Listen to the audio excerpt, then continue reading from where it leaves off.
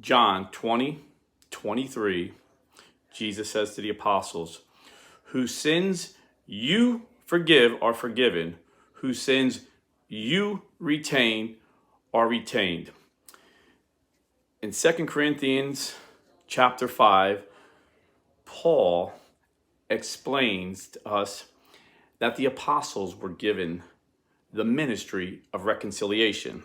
So that's why confession's technical name is reconciliation. That's the name the church gives it. Because he's given the apostles and their successors, the bishops and the priests that came after them, the ministry, the authority to reconcile men with God by hearing their confession and forgiving them.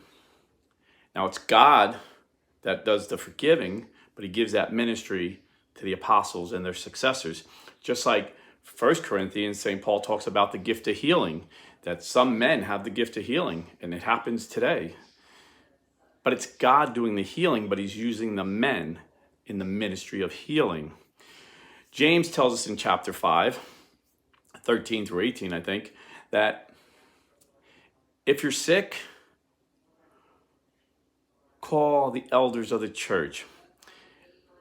And the word elder is derived from the word presbyter, which we also derive the word priest.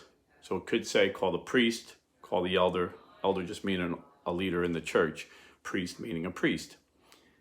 And let him anoint you with oil and confess your sins, and you shall be forgiven and you should be healed.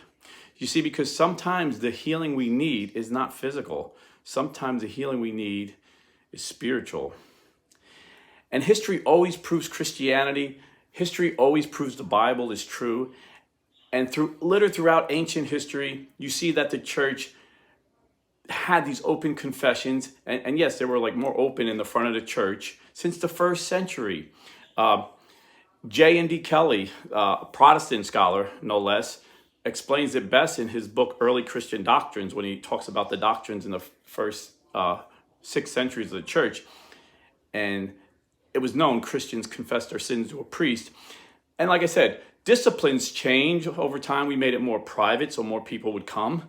But it used to be open, like in the front. And even today, Eastern Rite Catholics and Eastern Orthodox say their confession to a priest up front in the front of the church, much more open than us Latin Rite Catholics. And if you don't know what an Eastern Rite Catholic is, these are Eastern Orthodox Christians who came back to union with the Pope. They recognize the Pope as the spiritual leader of the church that Jesus Christ started.